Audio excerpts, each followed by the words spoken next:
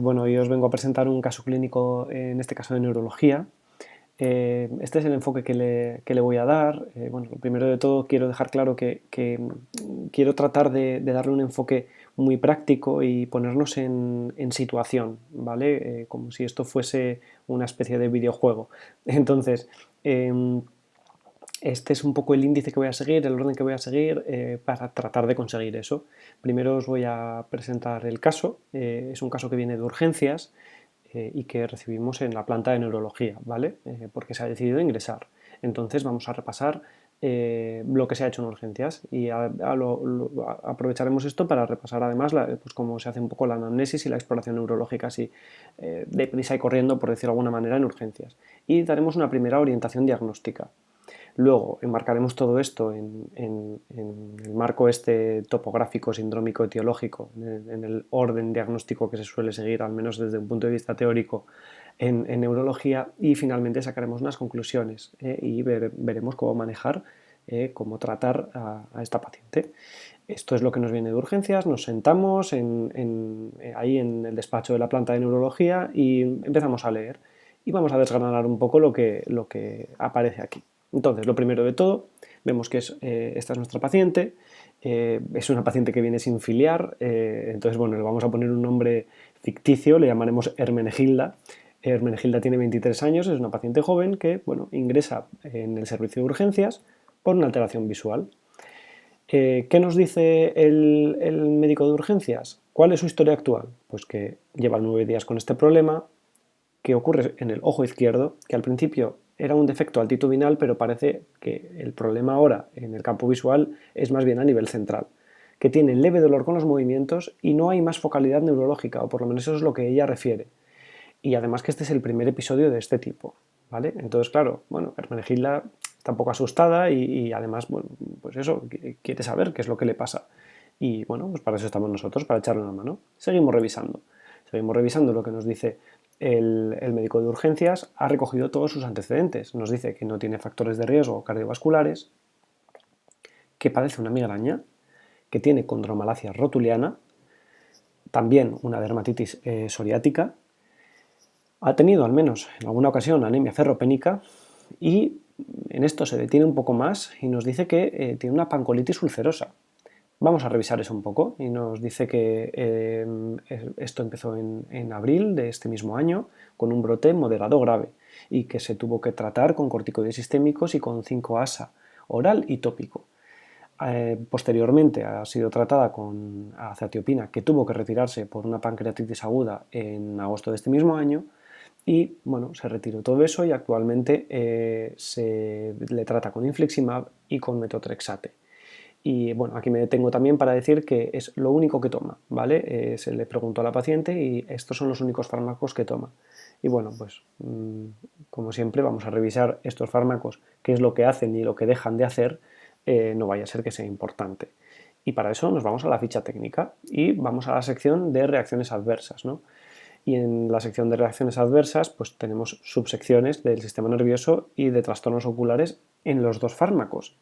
Y si hacemos un poco de zoom y quitamos aquí un poco el grano de la paja, vemos bueno, que puede dar de forma, sí que es cierto que bastante rara o poco frecuente, problemas en el sistema nervioso del tipo enfermedad desmielinizante o del tipo neuropatías o también a nivel ocular, pues visión borrosa, pérdida de visión, queratitis, bueno, cosas que encajan con, al menos parcialmente, o que podrían encajar a priori con el cuadro de nuestra paciente.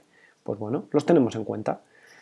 Además, como antecedentes familiares, tenemos una tía paterna con psoriasis y una cosa muy muy importante que al menos dos tías maternas, nos lo dice así en plural sin especificar la cantidad, pero no, si nos lo dice en plural por lo menos son dos, con esclerosis múltiple. Bueno, algo muy importante en una enfermedad bueno, que tiene cierta agregación familiar, ¿no? Entonces marcamos aquí en negrita las cosas que nos importan, que creemos que pueden ser importantes para el cuadro de esta paciente. La migraña, bueno, pues una aura migrañosa puede cursar con pérdida de visión. La anemia ferropénica, bueno, no sabemos si ahora mismo tiene un síndrome anémico, pero por lo menos el síndrome anémico sabemos que puede cursar con pérdida de visión. la pancolitis ulcerosa la marcamos tanto en cuanto los medicamentos que está tomando son importantes, ¿no? Por eso que hemos visto en la ficha técnica. Y por supuesto los antecedentes familiares neurológicos de esclerosis múltiple bueno, que hay que tenerlos en cuenta, lógicamente. Seguimos adelante y vemos qué es lo que se hizo en urgencias, ¿vale? Y pasamos a la exploración y aprovechamos pues, para revisar cómo se hace la exploración, ¿no? Lo primero de todo, pues sabemos que está estable hemodinámicamente y que no tiene fiebre. Por otro lado, está consciente, orientada, es colaboradora y tiene el lenguaje normal. Las pupilas, ya empezamos con los pares craneales. El primer par, bueno, no se explora, no les parece necesario, cosa que es bastante lógica, y vamos directamente a las pupilas, que son isocóricas y normorreactivas, con lo cual ahí vemos el segundo, tercer par, bueno, aparentemente esos reflejos están bien. La motilidad ocular extrínseca, tercer par, cuarto par y sexto par, bueno, aparentemente normales.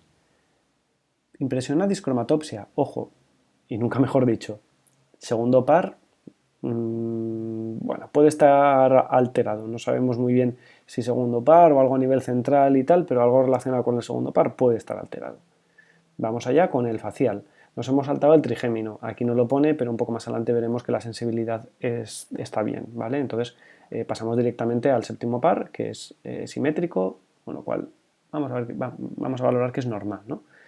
Y ya ahora aquí mete en un saco que todos los pares bajos, el octavo, el noveno, el décimo, el undécimo y el duodécimo, con 4 chorraditas, dicho mal y pronto, que evaluemos y sobre todo cuando el motivo de consulta no va por ahí, pues bueno, aunque los evaluemos un poco someramente por encima, que es lo que se ha hecho en este caso, bueno, con eso podemos asumir con cierta seguridad que son normales. Por otro lado, pasamos ya al sistema nervioso periférico, pero no craneal, ¿vale? Sino al resto del sistema nervioso, que aparentemente la fuerza es simétrica, normal. Vemos los reflejos osteotendinosos y vemos pues, los reflejos medulares a ver qué tal están. Son simétricos, son normales. De hecho, descartamos que haya un Hoffman y descartamos que haya un Babinski, ¿vale? Y pasamos a evaluar la sensibilidad táctil fina y vibratoria, que como os he dicho antes era normal a nivel facial y también lo es a nivel periférico.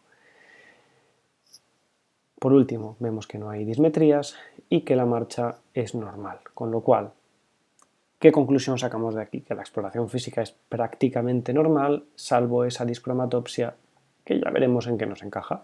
De momento lo tenemos ahí en la recámara. ¿Y qué hacemos? Pues llamar al oftalmólogo de guardia, problema en el ojo, pues lo tendrá que ver el especialista del ojo.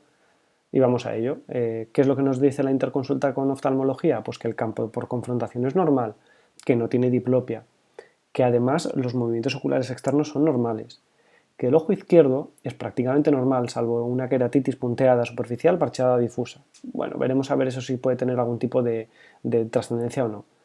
Y el fondo de ojo en ambos ojos es completamente normal. ¿Qué le llama la atención al oftalmólogo? Pues la campimetría y la agudeza visual, que la del ojo izquierdo es bastante defectuosa, no ve prácticamente nada, un 0,1, ¿vale? Sobre 1.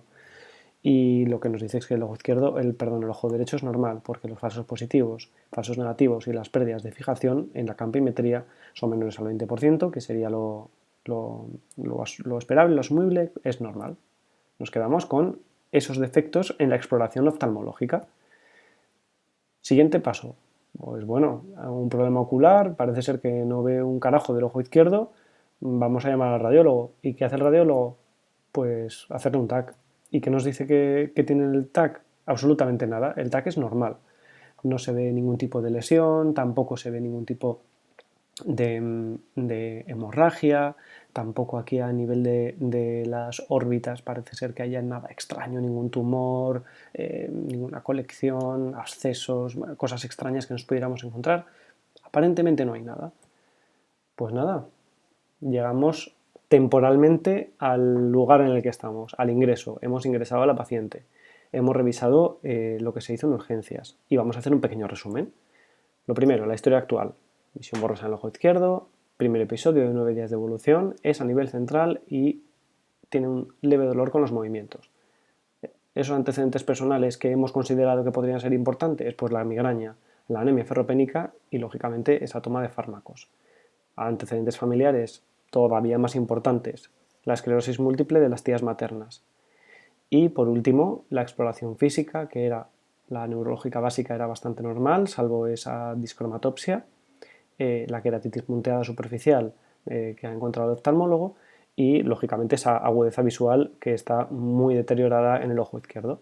Pues lo apuntamos todo ahí a la derecha, lo dejamos ahí apuntado y además añadimos cosas que no se han encontrado expresamente, sino cosas que no tiene o que son normales, pero que pueden ser importantes de cara al diagnóstico diferencial. Que no tiene fiebre, que está estable hemodinámicamente, que no tiene factores de riesgo cardiovascular, que la exploración física es normal y que el TAC también lo es.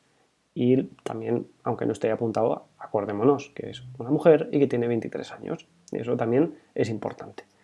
Pues nada, entramos ya en faena. Y sin levantarnos de la silla ya podemos empezar a pensar en el diagnóstico topográfico. Ni siquiera hemos visto todavía a la paciente. Pero sí que podemos sacar algún tipo de conclusión. Vamos a ver la vía visual y dentro de la vía visual vamos a valorar qué posibilidades tenemos a nivel topográfico. Hombre, pues tendremos que focalizarnos en esa zona, ¿no? ¿Por qué? Pues porque si el problema estuviera, pues yo qué sé, por ejemplo, en el geniculado o después del quiasma óptico, a nivel ya de la corteza occipital, o incluso los tractos de sustancia blanca, etcétera, etcétera, pues lo primero, el problema sería bilateral. Lo segundo, probablemente habríamos visto algo en el TAC. Así que podemos descartar con cierta seguridad problemas tanto quiasmáticos como del quiasma hacia adelante y hacemos zoom en esta zona. Problema izquierdo y no derecho, porque ve perfectamente de la derecha, pues nos focalizaremos en la izquierda. ¿Y en la izquierda dónde? Pues en el nervio óptico, del quiasma para adelante y del bulbo para atrás. ¿Por qué? Porque el oftalmólogo nos ha descartado los problemas oftalmológicos, con lo cual, bueno, todo pinta que tira por aquí el asunto. Pues lo ponemos ahí en la esquina también. Topográfico, nervio óptico izquierdo. Pasamos al diagnóstico sindrómico. ¿Y qué vemos? Pues vamos a ver el diagnóstico diferencial de la pérdida de visión. ¿Por qué puede pasar esto? ¿Por qué se puede perder la visión? Pues por un problema oftalmológico, lógicamente. Un desprendimiento de retina, una catarata, bueno, mil cosas, ¿no? Que el oftalmólogo ha descartado, con lo cual nosotros también lo hacemos. Un problema isquémico. Hombre, una mujer joven, sin factores de riesgo cardiovascular, estable hemodinámicamente, con una ATC normal, hombre, yo lo descartaría. Procesos sistémicos, tipo la anemia o una hipertensión arterial descompensada, algo autoinmunitario, tampoco tiene pinta. La anemia, hombre, no la podemos descartar al 100% porque no tenemos la analítica, que ojo, la tenemos pendiente todavía de urgencias, no nos ha llegado, se me ha olvidado decirlo anteriormente. La analítica que se la ha hecho en urgencias está pendiente todavía. Cuando nos llegue, la veremos. Hipertensión arterial no tiene. No impresionaba síndrome anémico en la exploración física. Hombre, los podemos descartar también, ¿no? Traumática y tumoral, todavía más descartable. No tiene antecedentes de que se haya caído, no nos ha dicho nada. Tumoral, no se ha visto nada en el TAC. Es una mujer joven, tampoco tiene pinta. Este es un punto que lo voy a mantener, como os fijaréis, pues prácticamente hasta el final. Y es que, de momento, nada nos dice, no tenemos ninguna prueba objetiva que nos diga que haya nada orgánico. Nunca podemos descartar algo psicológico, psiquiátrico, o, bueno, que nos esté engañando, simplemente, que sea una simuladora. Lo vamos a tener ahí, por si acaso. Nunca lo podremos descartar si no encontramos nada orgánico. Y luego ya están los propios problemas neurológicos, orgánicos, ¿no? El aura migrañosa, que la vamos a descartar también. ¿Por qué? Porque no nos ha dicho nunca que esto le haya pasado en otras ocasiones. Hombre, si fuera una aura migrañosa, ya nos habría dicho que esto le ha pasado en alguna otra ocasión en el contexto de sus migrañas. Tampoco tiene pinta de que sea porque es algo unilateral. Hombre, lo más probable es que fuera algo bilateral, ¿no? Que además se acompañara con cefalea, con náuseas, con vómitos, con otras cosas más habituales de la migraña. Lo podemos descartar con cierta seguridad. Una ceguera cortical, ya casi ni lo explico, o sea, ya a nivel topográfico lo hemos circunscrito y tampoco tenía nada que nos hiciera pensar que hubiera ningún tipo de tumor, trauma, hemorragia a nivel cortical, ¿no? Tanto por esa TC normal como por la edad, etcétera, etcétera. Lo que sí que nos encaja bastante bien es una neuritis óptica, es decir, es una causa inflamatoria. ¿Por qué? Pues porque todo pinta por ahí. El diagnóstico topográfico pinta, la pérdida de visión unilateral pinta, la edad pinta por ahí también, el cuadro que es agudo, de una pérdida de visión aguda, además casi total, que sea central, eso también nos indica a que tira a ser una neuritis óptica, ¿vale? Entonces, con esto ya podemos saltar al diagnóstico etiológico. Hemos centrado bastante el caso y ahora vamos a ver el diagnóstico diferencial de las posibles causas que hayan podido desencadenar este cuadro. Mantenemos la psiquiátrica y la neuritis óptica retrovulvar, vamos a ver qué la puede causar. La esclerosis múltiple es una opción, además tiene antecedentes familiares y edad y sexo, vamos, prototípicos. Una neuromielitis óptica, que es una entidad independiente de la esclerosis múltiple y independiente de la neuritis óptica normal y corriente, bueno, que también podría explicar esto. Una tóxico-metabólica, no nos olvidemos de ese infliximab, ¿vale? Y luego otras causas que las pongo aquí todo juntas, porque de la que veis que las pongo, veis que las descarto y que ya pongo aquí en un POSIT las posibles causas, las que más nos pintan. ¿Por qué las he descartado? Hombre, una infecciosa no ha tenido fiebre, no tiene antecedentes, por ejemplo, un Lyme que puede dar este tipo de problemas, no ha tenido ese eritema crónico migrans que tanto lo caracteriza, una neoplásica con esta edad y con un TAC normal tampoco tiene pinta. Esto quizás podría pintar un poco más, además en el contexto de una pancolitis ulcerosa, así un poco ese fenotipo autoinmunitario, pero a nivel probabilístico es mucho más probable esto de aquí arriba, ¿vale? Y una isquémica prácticamente la hemos descartado antes también, ¿no? Por todas las razones que hemos dicho, factores de riesgo cardiovasculares, edad, de TAC normal, etcétera, etcétera. Entonces nos ponemos aquí apuntado nuestras posibilidades. Y ahora sí que de cabeza nos ponemos a hacer pruebas. Y es cuando yo escribí al doctor Morís con la orientación del caso y le pedí una serie de cosas. Le pedí pues, los resultados analíticos de urgencias, le pedí la resonancia magnética, le pedí un líquido cefalorraquídeo, vamos, una punción lumbar, le pedí unos potenciales evocados, es decir, le pedí una serie de cosas que ahora vamos a ver por qué se las pedí, ¿vale? Pues lo dicho, de cabeza, a hacer pruebas y a intentar orientar esto lo máximo posible. Entonces, resultados de laboratorio. Hombre, pues recibimos la analítica ya por fin de urgencias y nos dice, como veis ahí, que es completamente normal. Ya podemos descartar casi con toda seguridad la anemia, o con toda seguridad diría. Además, B12 y fólico son normales, con lo cual ahí esos problemas que nos puede dar el déficit de B12 también los tenemos descartados.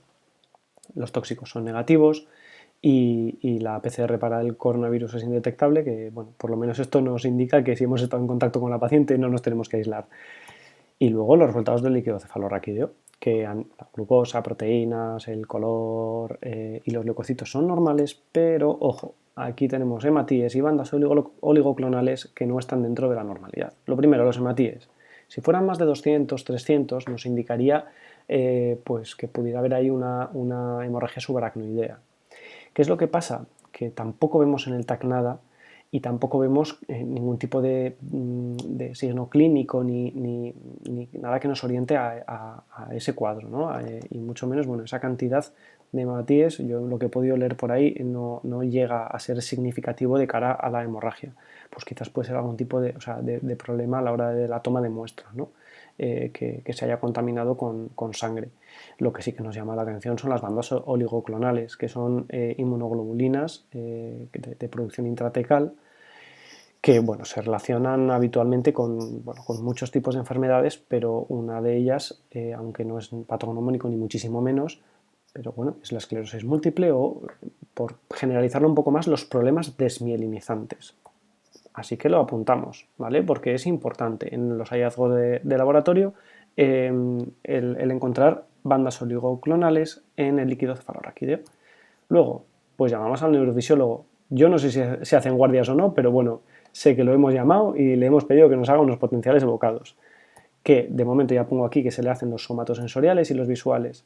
Y que los somatosensoriales son normales y que los visuales son patológicos. Y que sugiere además una neuropatía óptica izquierda de predominio desmielinizante. Pues bueno, cada vez se nos aclara más esto. Voy a hacer aquí un pequeño paréntesis para explicar qué es esto de los potenciales evocados. ¿Qué se hace? Pues es como si fuese un electroencefalograma, ¿vale? Es decir, se miden los potenciales. ¿Qué son los potenciales? Pues al final las ondas eléctricas em, lo diré, que registra nuestro aparato midiendo la función o la actividad cerebral. ¿Y por qué evocados? Porque no es un electroencefalograma normal. Lo que se hace es, mediante este tipo de pantallas, tipo pues con esa forma de ajedrez, lo que se hace es evocar una serie de respuestas y se registran, ¿vale? Luego, una vez registradas, se analizan en estas gráficas que aparecen aquí, ¿vale? Se analiza este electroencefalograma un poco especial y se compara con patrones pues, que pueden ser normales o que puedan orientarnos a algún tipo de problema, ¿no? Y aquí lo que nos dice claramente es que los visuales están alterados y además nos da ya una orientación prácticamente etiológica, que es desmielinizante, ¿no? Que nos encaja con todo lo demás. Aparte de esto, llamamos al radiólogo otra vez. ¿Y qué le decimos? Oye, haznos una resonancia. Ahora que ya está ingresada y tal, pues vamos a mandarla abajo, hace media horita, una hora o el tiempo que corresponda y hacemos una resonancia, tanto craneal como medular. ¿Por qué craneal y medular? Pues por esto, porque tenemos una posibilidad de neuromielitis y una posibilidad de una esclerosis múltiple, que la esclerosis múltiple se manifiesta pues, a nivel del sistema nervioso central, ¿no? Entonces, esta es la resonancia que se le ha hecho. Estos son los resultados, ¿vale? Ahora lo vamos a mirar esto bien, pero queremos ver el informe del radiólogo lo primero. ¿Qué nos dice el radiólogo? Pues que hay una hiperintensidad en el nervio óptico izquierdo compatible con una neuritis óptica y que luego en la médula no hay el aspecto de lesión desmielinizante. Entonces, vamos a ver esto bien, vamos a intentar analizarlo bien. Lo primero, tiene pinta de que todo dirige al mismo sitio, pero antes de nada vamos a ver cómo se interpretan las resonancias magnéticas. Vamos a aprovechar a hacer otro pequeño paréntesis.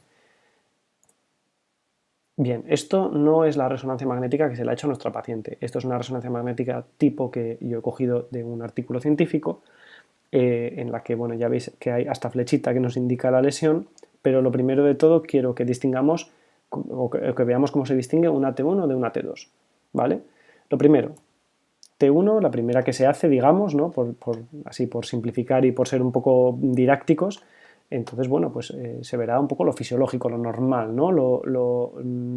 O coincidirá con, más que se verá lo fisiológico, lo normal, ahí no estaba acertado, me refiero a que los tejidos se verán como si los viéramos en fresco, mejor dicho, porque aquí también se ve lo que no es fisiológico, también se ve lo patológico. A lo que me refiero es eso, que aquí los tejidos se verán como se verían en fresco, es decir, sustancia blanca, pues clara, tirando a blanca, este gris clarito, y sustancia gris, oscura, ¿vale? Lo que nos diría intuitivamente lo que veríamos en una primera resonancia que hiciéramos, ¿vale? De uno, pues lo primero que se nos ocurre, sustancia blanca clara y sustancia gris oscura. Vale, pues T2, justo lo contrario, sustancia blanca oscura y sustancia gris clara, que se ve aquí claramente, sustancia blanca oscura y la corteza clarita. Vale, ¿qué nos falta por ver? El agua. ¿Cómo se ve el agua? Pues H2O, en la fórmula del agua tenemos un 2, en T2 el agua se ve. ¿Y cómo se ve? Hiperintensa, se ve así como fosforita, súper blanca, ¿vale? Y el agua en T1 pues se ve normal, se ve negra, oscura, ¿vale? Como se ve aquí. El hueso se ve oscuro en las dos y la grasa se ve blanquita como el agua, tanto en T1 como en T2. Vale, esto sería una resonancia magnética normal, lo que hemos visto hasta ahora, pero ahora nos tenemos que fijar en esta lesión. Hiperintensidad en T2 en lesiones desmielinizantes y anillo de refuerzo en T1 en lesiones desmielinizantes, ¿vale? Además vamos a ver cómo se vería una lesión medular en una resonancia de columna, y vemos aquí que tenemos estas lesiones que son un poquito más hiperintensas. Esto es en T2 también, porque el líquido cefalorraquídeo está blanco y la sustancia blanca está oscurita. Pero vemos aquí estas lesiones que no son normales, ¿vale? En médula cervical tenemos esa lesión hiperintensa que es compatible con algo desmielinizante. Con todo esto vamos a ver la resonancia de nuestra paciente. ¿Qué es lo que tiene? Pues lo primero, esta médula cervical, que es completamente normal porque no se ven esas lesiones desmielinizantes de las que hablábamos antes, y esta craneal, que más de lo mismo, ni se ven lesiones desmielinizantes, ni se ven tumores, ni tampoco podríamos ver aquí ningún tipo de... Podríamos ver, no, perdón, no vemos ningún tipo de hemorragia. Y ahora vamos a la joya de la corona, ¿no? Por llamarlo de alguna manera, la coronal, ¿no? Y digo la joya de la corona, aparte por la gracia esta de coronal, corona, porque, porque es donde vamos a ver el nervio óptico. ¿Y dónde lo vemos? Pues vamos a orientarnos. Tenemos aquí el encéfalo, que volvemos a ver aquí que es completamente normal. Se ven las estructuras como se tienen que ver. En T2 también es esto, y se ven como se tienen que ver. Fosas nasales, lengua, cavidad oral. Aquí tenemos senos paranasales, y a la izquierda de los senos paranasales y a la derecha, perdón, a los laterales de los senos paranasales tenemos las órbitas con el nervio óptico. Y aquí ya vemos que simétrico no es. Vamos a hacer un poco de zoom. Y este es el patológico, derecha e izquierda, porque vemos al paciente de frente, lesión hiperintensa en T2, patológico desmielinizante. Pues es lo que nos decía el radiólogo y es lo que vamos a poner aquí en el compendio de todos los antecedentes de nuestra paciente. Así que ya con todo esto podemos sacar conclusiones y plantear un manejo. ¿Qué conclusiones sacamos? Lo primero de todo, ¿qué puede ser? Pues puede ser un síndrome clínico aislado de una probable enfermedad desmielinizante o esclerosis múltiple, ¿no? No podemos saber si es una esclerosis múltiple o no porque no tenemos pruebas fehacientes de eso hasta que no vemos la evolución de la paciente, ¿vale? Tenemos que ver el evolutivo. Sabemos que esto es un síndrome clínico aislado, pero tenemos que ver el evolutivo e ir revisándola con los meses, pues para ver si, oye, pues cursa en brotes, si es algo más progresivo, remitente recurrente, bueno, todos esos tipos de posibilidades evolutivas de la esclerosis múltiple. La otra opción, que no la podemos descartar todavía, que es la neuritis óptica tóxica, que sería una cosa muy, muy rara, pero bueno, está tomando infliximab en las posibilidades que nos manifiesta la ficha técnica. Está ahí, la posibilidad de hacer una esclerosis múltiple, pues para adelante la planteamos como posible diagnóstico de nuestro cuadro. Y con esto ya vamos a plantear el manejo. Lo primero de todo, tenemos que explicar a la paciente qué es lo que le pasa, o por lo menos las posibles opciones diagnósticas, qué es lo que le puede pasar, ¿vale? Indicarle que lo de ahora es un episodio agudo, que probablemente ahora se le pase y que requerirá unas revisiones.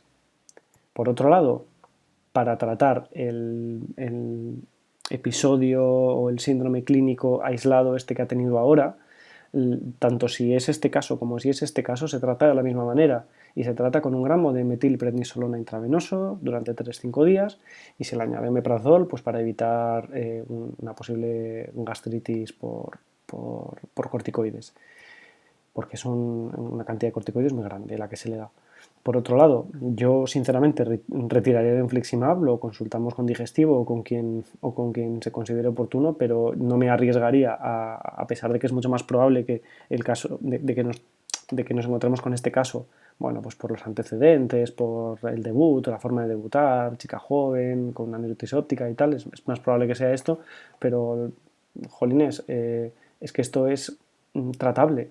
Y en neurología, uno de los principios que tenemos que tener en cuenta es que si hay una posibilidad tratable, que en este caso sería retirar el fármaco, pues hay que tenerla en cuenta y hay que valorarla. Con lo cual habría que retirar el infliximab y consultar con digestivo, pues para ver si hay que sustituirlo por algo o se puede mantener el fármaco retirado durante un tiempo o lo que sea.